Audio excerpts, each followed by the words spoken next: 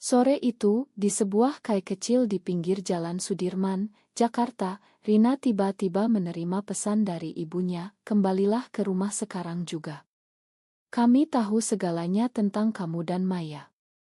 Jantung Rina berdegup kencang, tangannya gemetar saat membaca ulang kata-kata itu, dan dalam sekejap, dunia yang selama ini ia bangun dengan hati-hati runtuh seperti rumah kartu. Maya, sahabat sekaligus kekasih rahasianya, yang duduk di seberang meja, melihat wajah Rina memucat dan langsung bertanya apa yang terjadi, tapi Rina hanya bisa bergumam, "Mereka tahu, Maya. Semuanya berakhir." Rina berlari pulang ke rumah keluarganya di kawasan elit Menteng, pikirannya dipenuhi bayangan buruk. Ia membayangkan ayahnya, seorang pengusaha sukses yang selalu bangga dengan citra keluarga sempurna, akan marah besar. Ibunya, yang taat beragama dan aktif di komunitas sosial, pasti akan menangis histeris. Dan adiknya, yang masih remaja, mungkin akan kebingungan atau malu. Bagaimana bisa rahasia ini bocor? Rina dan Maya sudah sangat hati-hati selama 2 tahun ini. Mereka bertemu diam-diam, berpura-pura hanya sahabat dekat, bahkan di depan teman-teman kantor. Tapi sekarang semuanya terungkap. Sampai di rumah, pintu depan sudah terbuka lebar.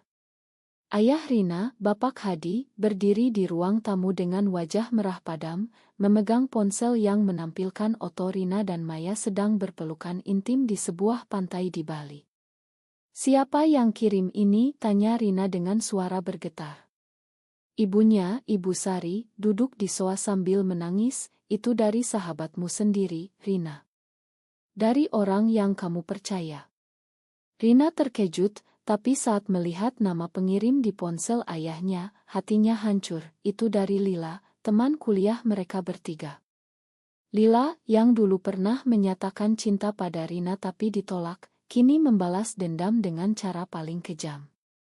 Pengkhianatan ini bukan hanya menyakiti Rina, tapi juga Maya, yang saat itu sedang dalam perjalanan ke rumah Rina setelah menerima panggilan darinya. Malam itu menjadi mimpi buruk. Keluarga Rina menggelar sidang keluarga dadakan. Bapak Hadi berteriak, "Kamu sudah merusak nama baik keluarga. Di Indonesia ini, hal seperti ini tidak bisa diterima. Kamu harus putus dengan perempuan itu sekarang juga." Ibu Sari menambahkan dengan suara parau, "Pikirkan adikmu, Rina. Bagaimana kalau tetangga tahu? Kita bisa dikucilkan dari masyarakat." Rina mencoba membela diri, "Ini bukan pilihan, Bu. Aku mencintai Maya. Kami tidak menyakiti siapapun." Tapi argumennya sia-sia. Ayahnya mengultimatum, jika Rina tidak memutuskan hubungan dengan Maya, ia akan diputuskan dari keluarga, termasuk warisan dan dukungan finansial. Rina merasa dunia berputar. Ia bekerja sebagai desainer grafis di sebuah agensi, gajinya pas-pasan, dan selama ini bergantung pada keluarga untuk biaya hidup di Jakarta yang mahal. Sementara itu, Maya tiba di rumah Rina tepat saat pertengkaran memuncak. Maya, yang berasal dari keluarga sederhana di Yogyakarta, sudah terbiasa dengan perjuangan. Ia bekerja sebagai guru sekolah menengah di Jakarta, dan hubungannya dengan Rina adalah satu-satunya cahaya dalam hidupnya yang penuh tekanan. Melihat Rina dikelilingi keluarga yang marah, Maya langsung masuk dan berkata, "Ini salahku juga, Pak. Tapi kami saling mencintai. Tolong beri kami kesempatan." Tapi Bapak Hadi malah memerintahkan Maya keluar, "Kamu yang meracuni anakku. Pergi dari sini sebelum aku panggil polisi." Maya pergi dengan air mata, tapi sebelumnya berbisik pada Rina, "Kita hadapi bersama, sayang." Rina menghabiskan malam itu sendirian di kamarnya, memikirkan pilihan-pilihannya. Apakah ia harus mengorbankan cintanya demi keluarga? Atau meninggalkan segalanya untuk Maya? Tekanan dari masyarakat Indonesia, di mana hubungan sesama jenis masih dianggap tabu dan sering dikaitkan dengan dosa agama, membuatnya semakin terpuruk. Ia ingat cerita-cerita tentang teman-teman yang diusir dari rumah, kehilangan pekerjaan, atau bahkan mengalami kekerasan. Tapi Rina juga tahu, jika ia menyerah sekarang, ia akan kehilangan bagian terpenting dari dirinya sendiri. Pagi harinya, ia memutuskan untuk bertemu Lila, pelaku pengkhianatan itu. "Kenapa kamu lakukan ini?" tanya Rina saat mereka bertemu di taman kota.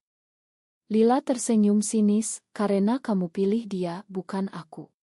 Sekarang rasakan sendiri sakitnya ditinggalkan." Rina marah, tapi juga sedih. Persahabatan mereka bertiga yang dulu begitu erat, kini hancur karena cinta dan dendam. Hari-hari berikutnya semakin sulit. Di kantor, rumor mulai menyebar. Rekan kerja Rina mulai memandangnya aneh, ada yang menghindari, ada yang berbisik-bisik. Bosnya memanggilnya ke ruangan, "Rina, kami dengar ada masalah pribadi. Pastikan itu tidak memengaruhi pekerjaanmu." Rina mengangguk, tapi dalam hati ia tahu, ini baru permulaan. Maya juga mengalami hal serupa di sekolahnya. Orang tua murid mulai mengeluh, "Guru seperti itu tidak pantas mendidik anak kami."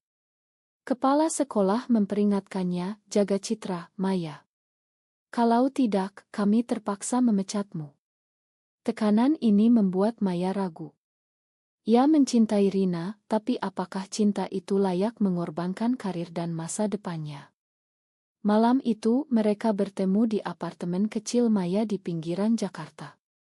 "Kita harus kuat," kata Rina sambil memeluk Maya. Tapi Maya menjawab dengan suara pelan, "Tapi kalau terus begini, kita bisa kehilangan segalanya." Konflik internal Maya mulai muncul. Ia ingin bahagia dengan Rina, tapi takut pada konsekuensi sosial dan ekonomi. Rina memutuskan untuk mencari dukungan dari komunitas LGBT di Jakarta. Ia bergabung dengan grup online, bertemu orang-orang yang punya cerita serupa. Salah satunya, seorang wanita bernama Sinta, yang pernah diusir keluarga tapi kini sukses sebagai aktivis. "Kamu harus pilih jalanmu sendiri," nasihat Sinta. "Tapi ingat, setiap pilihan ada harganya." Rina terinspirasi, tapi juga takut. Ia mulai merencanakan untuk pindah ke tempat lain, mungkin ke Bali, di mana masyarakat lebih terbuka.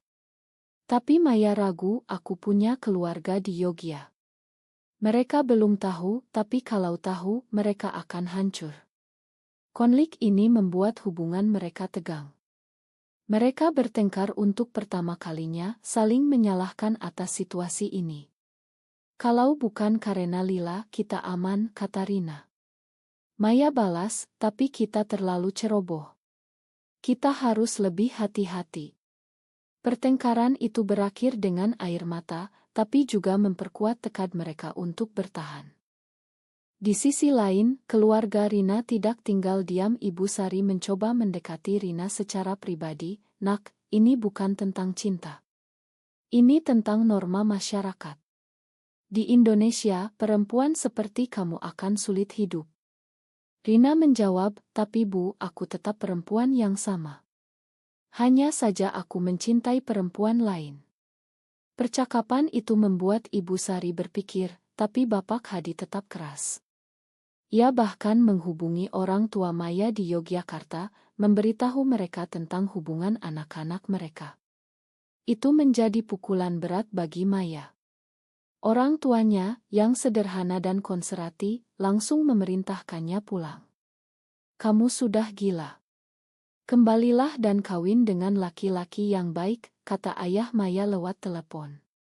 Maya menangis sepanjang malam, merasa terjebak antara cinta dan kewajiban keluarga. Akhir hiji ini, Rina dan Maya memutuskan untuk sementara berpisah, bukan putus, tapi memberi ruang satu sama lain untuk memikirkan langkah selanjutnya. Rina kembali ke rumah keluarganya dengan hati berat, sementara Maya pergi ke Yogyakarta untuk menghadapi orang tuanya. Tekanan sosial mulai menekan lebih dalam, dan pengkhianatan Lila masih menjadi bayang-bayang yang menghantui. Maya tiba di Yogyakarta dengan kereta malam, hatinya penuh kekhawatiran. Rumah orang tuanya di pinggiran kota, sebuah rumah sederhana dengan halaman kecil, selalu menjadi tempat pelarian baginya. Tapi kali ini, ia datang dengan rahasia yang bisa menghancurkan segalanya. Ayahnya, Pak Joko, seorang pensiunan guru, menyambutnya dengan pelukan, tapi matanya penuh tanda tanya. Ibunya, Bu Retno, langsung menyiapkan makanan Aurit Maya, tapi suasana tegang. "Kenapa kamu pulang mendadak? Ada masalah di Jakarta?" tanya Pak Joko. Maya ragu sejenak, lalu menceritakan semuanya, mulai dari hubungannya dengan Rina hingga pengkhianatan Lila. Orang tuanya terdiam, lalu Bu Retno menangis, "Ya Allah, anakku. Kenapa begini? Apa salah kami mendidikmu?" Pak Joko marah, "Ini pengaruh kota besar. Kamu harus tinggalkan perempuan itu dan kembali ke jalan yang benar." Maya mencoba menjelaskan, "Ini bukan penyakit, Pak. Ini bagian dari diriku." Tapi argumennya tak didengar. Orang tuanya mengajaknya ke seorang ustaz setempat, berharap penyembuhan spiritual. Di masjid kecil dekat rumah, ustaz itu berkhotbah panjang tentang dosa dan norma agama. Maya duduk diam, tapi dalam hati ia memberontak. Ia ingat saat pertama kali bertemu Rina di kampus UI, bagaimana persahabatan mereka berkembang menjadi cinta. Itu bukan pilihan, tapi takdir. Setelah sesi itu, Maya merasa semakin terisolasi. Ia menghubungi Rina lewat pesan, "Aku tak tahan di sini. Mereka ingin aku kawin dengan sepupu kita." Rina balas, "Bertahanlah. Aku juga sedang berjuang." Kembali di Jakarta, Rina menghadapi konsekuensi di tempat kerja. Bosnya, seorang pria paruh baya yang konservatif, memanggilnya lagi. "Rina, klien kami mendengar rumor. Mereka tak mau bekerja dengan orang yang kontroversial." Rina terkejut, "Ini urusan pribadi, Pak. Bukan profesional." Tapi bosnya menggeleng, "Di Indonesia, semuanya saling terkait. Kamu cuti dulu, pikirkan baik-baik." Rina kehilangan pekerjaan sementara, dan itu membuatnya semakin bergantung pada keluarga. Bapak Hadi melihat kesempatan, "Lihat. Ini akibat pilihanmu. Putuslah dengan Maya dan semuanya kembali normal." Rina marah, "Tidak, Pak. Aku akan cari pekerjaan baru." Ia mulai melamar ke agensi lain, tapi rumor sudah menyebar luas berkat Lila, yang ternyata bekerja di industri yang sama. Lila, yang merasa puas dengan balas dendamnya, tak berhenti di situ. Ia menghubungi teman-teman lama mereka, menyebarkan cerita yang dibesar-besarkan. Rina dan Maya sudah hidup bersama seperti suami istri, katanya di grup chat alumni.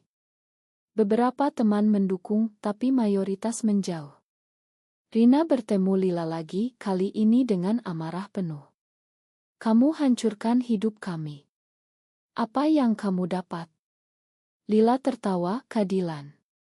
Kamu tolak aku dulu, sekarang rasakan." Ternyata, Lila punya perasaan yang dalam pada Rina sejak kuliah, tapi tak pernah diungkapkan sepenuhnya. Pengkhianatan ini berakar dari rasa sakit hati yang tak tersembuhkan.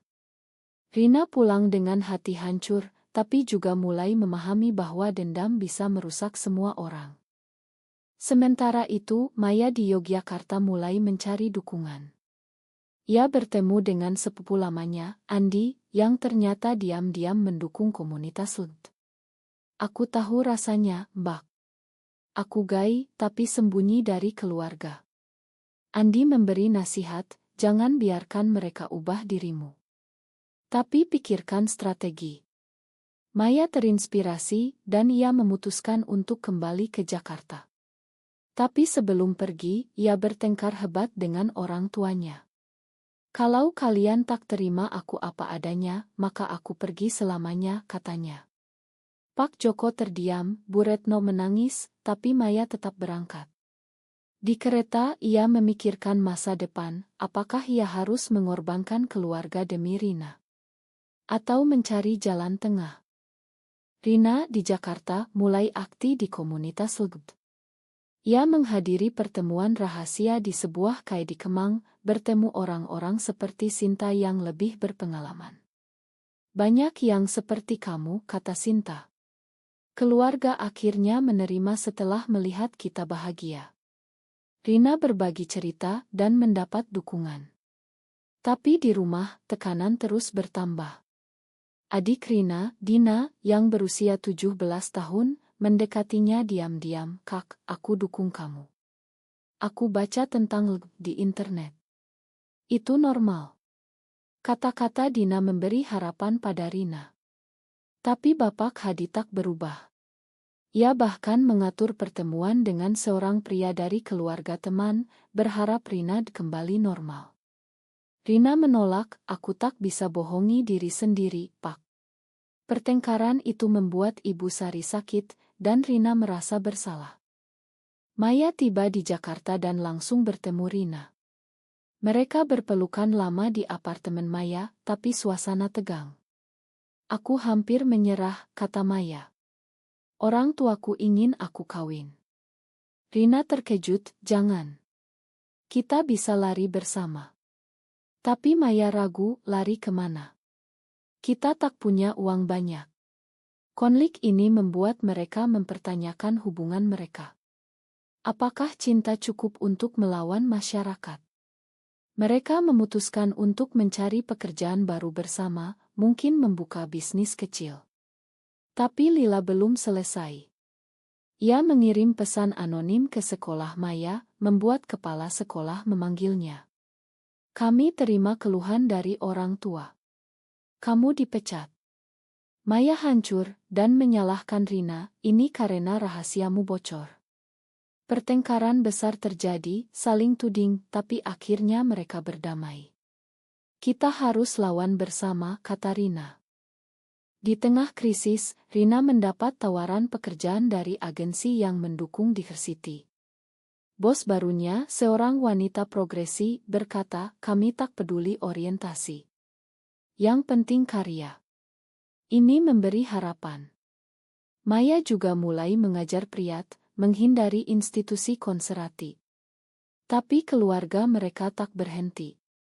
Bapak Hadi datang ke apartemen Maya, memohon Rina pulang. Ibumu sakit karena ini. Rina ragu, tapi Maya mendorong, pergilah. Mungkin ini kesempatan rekonsiliasi. Rina pergi, tapi dengan syarat, keluarga harus terima Maya. Di rumah, Ibu Sari memeluknya, aku tak mau kehilangan anakku. Tapi Bapak Hadi masih keras. Konflik ini memuncak saat Lila muncul lagi, meminta maaf. Tidak, ia datang untuk memperburuk. Ia posting cerita di media sosial, membuat rumor menjadi viral. Akhir Ile 2, Rina dan Maya menghadapi badai media sosial. Dukungan datang dari komunitas, tapi juga hujatan dari netizen. Mereka memutuskan untuk terbuka, mungkin bicara di forum. Tapi risiko besar, kehilangan segalanya atau mendapat penerimaan. Badai media sosial meledak setelah postingan Lila. Di dulu Twitter dan Instagram, cerita tentang cinta terlarang Rina dan Maya menjadi topik hangat di kalangan netizen Indonesia. Ada yang mendukung dengan hashtag #LoisLoe, tapi mayoritas menghujat, ini melawan agama dan budaya kita. Rina dan Maya terpaksa menonaktifkan akun mereka, tapi kerusakan sudah terjadi. Teman-teman lama menjauh, keluarga semakin malu. Rina di rumah, menghadapi Bapak Hadi yang marah besar, lihat apa yang kamu lakukan. Nama keluarga tercoreng. Ibu Sari, yang mulai melunak, berkata, mungkin kita perlu bicara dari hati ke hati. Untuk pertama kalinya, keluarga Rina duduk bersama tanpa amarah, mendengarkan cerita Rina tentang perasaannya. Aku tak pilih ini, Pak. Tapi aku bahagia dengan Maya. Bapak Hadi terdiam, tapi masih ragu. Maya di apartemennya mendapat panggilan dari orang tuanya. Kembalilah, nak. Jangan biarkan dunia tahu.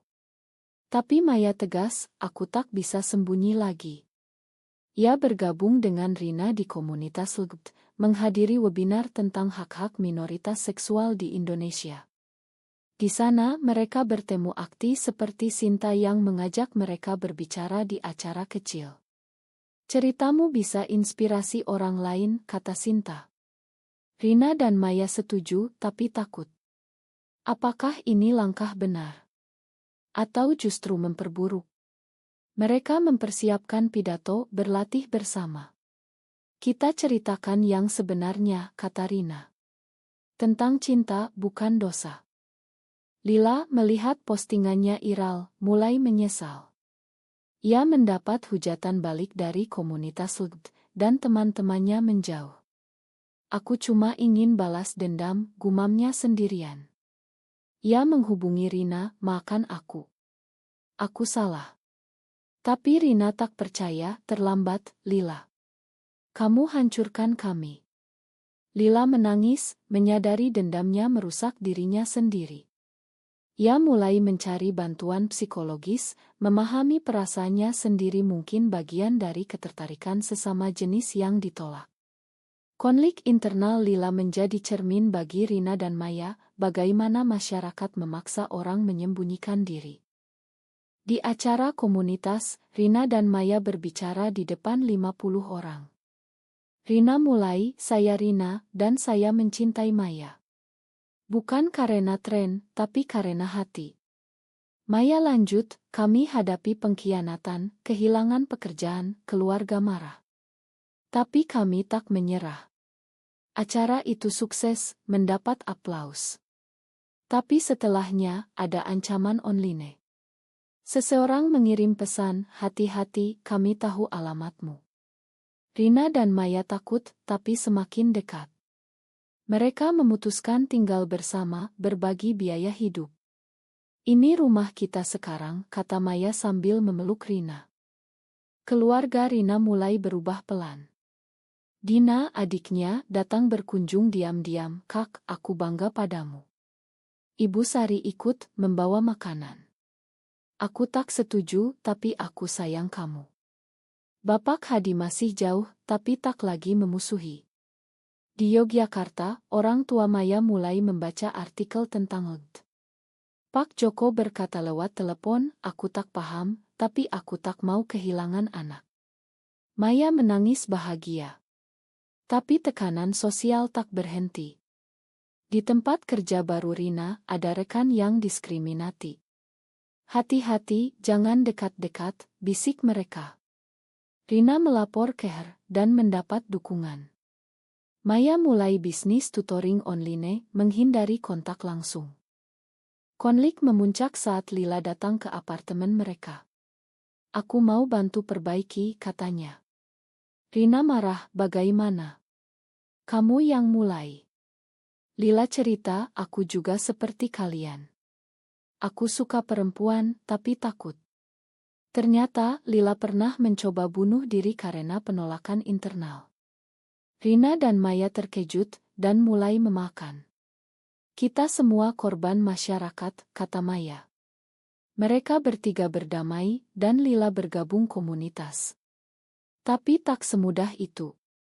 Lila masih dihantui rasa bersalah, dan memutuskan pindah ke luar kota. Rina dan Maya merencanakan liburan ke Bali untuk istirahat. Di sana mereka merasa lebih bebas. Berjalan tangan bergandengan di pantai, tanpa takut pandangan orang. Ini yang aku impikan, kata Rina. Tapi di hotel, mereka mendapat telepon dari Bapak Hadi, ibumu masuk rumah sakit. Stres karena ini. Rina buru-buru pulang, merasa bersalah. Di rumah sakit, Ibu Sari berkata lemah, jangan tinggalkan kami, nak. Rina janji, aku tak akan, tapi kalian harus terima Maya. Bapak Hadi, melihat istrinya sakit, akhirnya melunak. Bawa Maya ke sini. Maya datang, dan untuk pertama kalinya, keluarga bertemu secara damai. Makan kami, kata Bapak Hadi. Tapi ini bukan akhir bahagia. Masih ada mautun. Orang tua Maya datang ke Jakarta, bertemu keluarga Rina. Pertemuan tegang tapi produktif. Mereka bicara tentang agama, budaya, dan cinta. Di Indonesia sulit, kata Pak Joko. Tapi anak kami bahagia. Mereka sepakat tak memaksa, tapi tetap khawatir. Rina dan Maya merasa lega, tapi tahu perjuangan belum selesai. Mereka mulai kampanye kecil di media sosial, berbagi cerita anonymously. Dukungan bertambah, tapi juga musuh. Akhir iletilu, Rina mendapat ancaman nyata, seseorang melempar batu ke jendela apartemen mereka. Polisi dipanggil, tapi tak banyak bantu. Mereka memutuskan pindah ke tempat lebih aman, mungkin keluar Jakarta. Konflik masyarakat semakin nyata. Setelah insiden batu, Rina dan Maya pindah ke sebuah apartemen di Bogor, lebih tenang tapi masih dekat Jakarta. Mereka mulai hidup lebih hati-hati, tapi tekad mereka kuat. Rina bekerja remote di agensi barunya, Maya mengembangkan bisnis tutoring. Tapi trauma tetap ada. Malam-malam, Maya bangun menangis, bagaimana kalau mereka serang lagi? Rina peluk, kita lindungi satu sama lain. Komunitas LG membantu, memberi saran keamanan. Sinta menjadi mentor, ini perjuangan panjang. Tapi kalian kuat. Keluarga mulai lebih mendukung. Bapak Hadi datang berkunjung, membawa hadiah. Aku baca buku tentang ini. Mungkin aku salah. Ibu Sari pulih dan sering telepon. Di Yogyakarta, orang tua Maya mengirim paket makanan, tanda rindu. Tapi masyarakat luas masih keras. Di berita ada kasus diskriminasi LGBT, mengingatkan mereka pada risiko. Rina dan Maya bergabung demonstrasi kecil untuk hak LGBT, memakai masker. Ini untuk masa depan, kata Rina. Lila dari luar kota menghubungi lagi. Aku mulai terapi. Terima kasih sudah makan. Mereka bertiga ideal, berbagi cerita. Lila cerita tentang perjuangannya menerima diri. Ini menjadi momen penyembuhan. Tapi tak semua damai. Ada teman lama yang kembali, tapi dengan niat buruk. Seorang rekan kerja Rina mencoba memeras, bayar aku atau aku sebarkan foto lagi. Rina lapor polisi, tapi proses lambat. Maya marah, ini tak pernah berakhir. Mereka memutuskan lawan secara hukum, mencari pengacara pro bono dari komunitas. Proses hukum memakan waktu, tapi memberi kekuatan.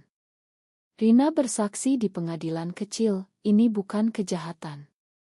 Ini hak asasi. Hakim netral, tapi masyarakat bereaksi. Media liput membuat mereka terkenal.